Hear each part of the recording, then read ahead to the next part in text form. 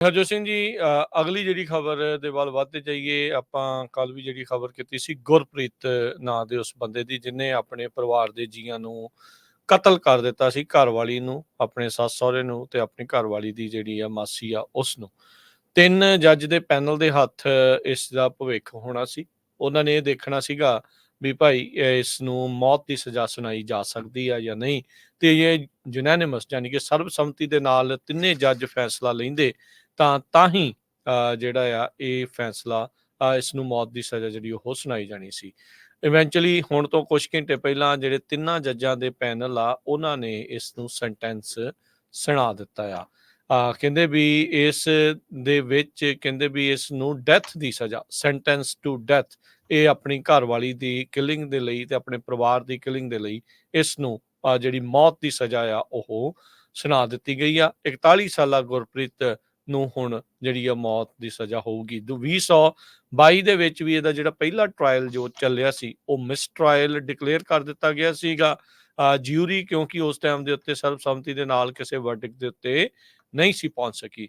ਪ੍ਰੋਸੀਕਿਊਟਰਸ ਨੇ ਪਿਛਲੇ 8 ਦਿਨਾਂ ਦੇ ਵਿੱਚ ਜਿਹੜਾ ਹੁਣ ਦੂਸਰਾ ਟਰਾਇਲ ਚੱਲਿਆ, 34 ਜਿਹੜੇ ਗਵਾਹਾਂ ਨੂੰ ਸੱਦਿਆ ਤੇ ਉਹਦੇ ਵਿੱਚ ਇਹ ਦਿਖਾਇਆ ਗਿਆ ਵੀ ਕਿਸ ਤਰੀਕੇ ਦੇ ਨਾਲ ਇਸ ਦਾ ਇੱਕ ਮਹਿੰਗਾ ਅਫੇਅਰ ਸੀ ਤੇ ਇਹਦਾ ਜਿਹੜਾ ਪਰਿਵਾਰਿਕ ਰਿਸ਼ਤੇ ਆ ਉਹ ਬਹੁਤ ਤਣਾਅ ਭਰਪੂਰ ਸੀਗੇ ਤੇ ਆਰਥਿਕ ਸੰਕਟ ਦੇ ਵਿੱਚੋਂ ਇਹ ਲੰਘ ਰਹੇ ਸੀਗੇ। ਉਸ ਤੋਂ ਬਾਅਦ ਦੇ ਵਿੱਚ ਗੁਰਪ੍ਰੀਤ ਨੇ ਮੌਕਾ ਤਾੜਦੇ ਹੋਏ ਆਪਣੇ ਨਿਆਣਿਆਂ ਨੂੰ ਉੱਥੋਂ ਕਿਸੇ ਹੋਰ ਥਾਂ ਤੇ ਘੱਲ ਕੇ ਇੱਥੇ ਆਪ ਆ ਕੇ ਕਤਲੋਗਾਰਤ ਕੀਤੀ।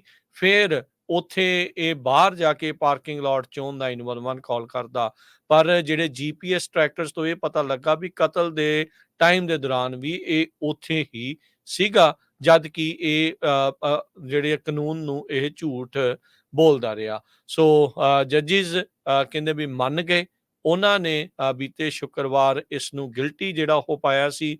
4 ਜਿਹੜੇ ਇਸ ਦੇ ਉੱਤੇ ਚਾਰਜ ਸੀਗੇ, ਕਾਊਂਟ ਸੀਗੇ ਐਗਰੀਵੇਟਿਡ ਮਰਡਰ ਦੇ। ਇਹਦੀ ਲੇਕ ਫਰੰਟ ਅਪਾਰਟਮੈਂਟ ਕੰਪਲੈਕਸ ਦੇ ਵਿੱਚ ਇਸ ਨੇ ਜਿਹੜਾ ਵੈਸਟ ਚੈਸਟਰ ਟਾਊਨਸ਼ਿਪ ਅਪਾਰਟਮੈਂਟ ਦੇ ਵਿੱਚ ਇਹ ਕਤਲੋਗਾਰਤ ਜਿਹੜੀ ਉਹ ਕੀਤੀ ਸੀਗੀ 2019 ਦੇ ਵਿੱਚ।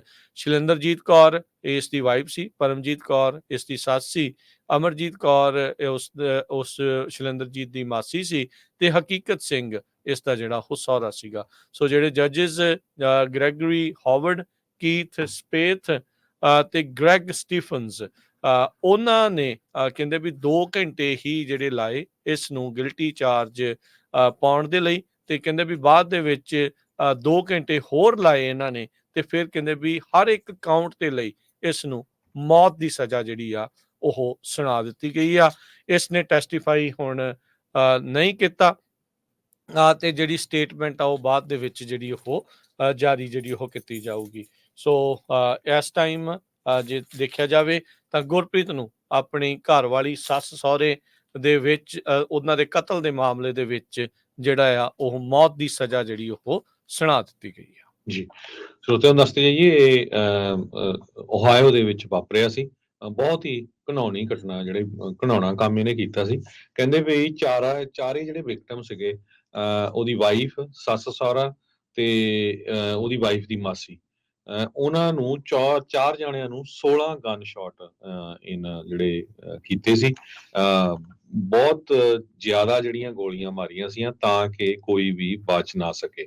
ਫਾਈਨੈਂਸ਼ੀਅਲ ਡਿਸਪਿਊਟ ਵੀ ਚੱਲ ਰਹੀ ਸੀ। ਇੱਕ ਪਾਸੇ ਤਾਂ ਹੁਣ ਇੱਕ ਜਿਹੜੀ ਲੇਡੀ ਨੂੰ ਰੱਖਿਆ ਹੋਇਆ ਸੀ ਇੰਡੀਆਨਾ ਦੇ ਵਿੱਚ, ਉਹਨੂੰ ਘਰ ਵੀ ਲੈ ਕੇ ਦਿੱਤਾ ਸੀ $20,000 ਡਾਊਨ ਪੇਮੈਂਟ। ਦੂਸਰੇ ਪਾਸੇ ਆਪਣੇ ਸਹੁਰੇ ਤੋਂ ਧੱਕੇ ਦੇ ਨਾਲ ਜਿਹੜਾ ਪੈਸੇ ਮੰਗ ਰਿਹਾ ਸੀ, ਕਿਉਂਕਿ ਉਹ ਮਾਪਿਆਂ ਦੀ ਕੱਲੀ ਧੀ ਸੀਗੀ। ਤੇ ਸਹੁਰੇ ਨੂੰ ਕਹਿੰਦਾ ਸੀ ਵੀ ਮੈਨੂੰ ਪੈਸੇ ਜਿਹੜੇ ਆ ਇੰਡੀਆ ਦੇ ਵਿੱਚ ਜਿਹੜੀ ਬਹੁਤ ਮਹਿੰਗੀ ਜ਼ਮੀਨ ਆ ਉਸ ਤੇ ਦਿੱਤੇ ਜਾਣ। ਸੋ ਜੱਜਾਂ ਨੇ 2 ਘੰਟੇ ਲਾਏ ਤੇ 2 ਘੰਟੇ ਦੇ ਵਿੱਚ ਜਿਹੜਾ ਡਿਸੀਜਨ ਦਿੱਤਾ, ਉਸ ਨੂੰ ਜਿਹੜੀ ਮੌਤ ਦੀ ਸਜ਼ਾ ਆ ਉਹ ਬਟਲਰ ਕਾਉਂਟੀ ਦੇ ਵਿੱਚ, ਓਹਾਇਓ ਦੇ ਵਿੱਚ ਸੁਣਾਈ ਗਈ ਹੈਗੀ। ਇਹ ਬਿਲਕੁਲ 1 ਨਹੀਂ 2 ਨਹੀਂ 4 ਜਿਹੜੀਆਂ ਮੌਤ ਦੀਆਂ ਸਜ਼ਾਵਾਂ ਹਰ ਇੱਕ ਕਾਊਂਟ ਦੇ ਲਈ ਜਿਹੜੀ ਉਸ ਨੂੰ ਜਿਹੜਾ ਉਹਨੇ ਕਤਲ ਕੀਤਾ, ਹਰ ਇੱਕ ਕਾਊਂਟ ਦੇ ਲਈ ਜਿਹੜੀ ਮੌਤ ਦੀ ਸਜ਼ਾ ਆ ਉਹ ਸੁਣਾਈ ਆ। ਜਿਹੜੀ ਬੀਬੀ ਦੇ ਨਾਲ ਅਫੇਅਰ ਸੀਗਾ ਉਹੀ ਬਾਅਦ ਦੇ ਵਿੱਚ ਉਹ ਵੀ ਜਿਹੜੀ ਉਹ ਮੰਨ ਗਈ ਸੀ ਵੀ ਉਹਨੇ ਕਿੱਦਾਂ ਕੀਤਾ। ਇਹੀ ਨਹੀਂ, ਜਿੱਥੇ ਇਹਨੇ ਆਪਣੀ ਜਿਹੜੀ ਮਿਸਟਰੈਸ ਨੂੰ ਘਰ ਲੈ ਕੇ ਦਿੱਤਾ ਸੀਗਾ ਤੇ ਉਸੇ ਸਟਰੀਟ ਦੇ ਉੱਤੇ ਇਹਨੇ ਆਪ ਵੀ ਘਰ ਜਿਹੜਾ ਉਹ ਲਿਆ, ਇਹ ਮਾਰਗੇਜ ਵੀ ਪੇ ਕਰਦਾ ਰਿਹਾ। ਹੋਮ ਜਿਹੜਾ ਇਹਨੇ ਇੱਕ ਲਗਜ਼ਰੀ SUV ਵੀ ਉਸ ਨੂੰ ਜਿਹੜਾ ਉਹ ਲੈ ਕੇ ਜਿਹੜਾ ਉਹ ਦਿੱਤਾ। ਦੇਖ ਲਓ ਹੱਸਦੇ ਵਸਦੇ ਘਰ ਪਰਿਵਾਰ ਜਿਹੜੇ ਉਹ ਕਿੱਦਾਂ ਜਿਹੜੇ ਉੱਜੜ ਜਾਂਦੇ ਆ। ਅਕਲ ਨੂੰ ਹੱਥ ਮਾਰਨਾ ਚਾਹੀਦਾ ਹੈ ਕਿ ਜਿਹੜਾ ਉਹ ਕਰ ਰਹੇ ਭਾਈ ਤੁਹਾਡੀ ਨਹੀਂ ਬਣਦੀ ਅੱਜ ਦੇ ਜ਼ਮਾਨੇ ਦੇ ਵਿੱਚ। ਕੋਈ ਐਸੀ ਤਾਂ ਗੱਲ ਨਹੀਂ ਵੀ ਤੁਸੀਂ ਇਕੱਠੇ ਵੀ ਕੋਈ ਧੱਕੇ ਦੇ ਨਾਲ ਹੀ ਜਿਹੜਾ ਉਹ ਰਹਿਣਾ ਆ।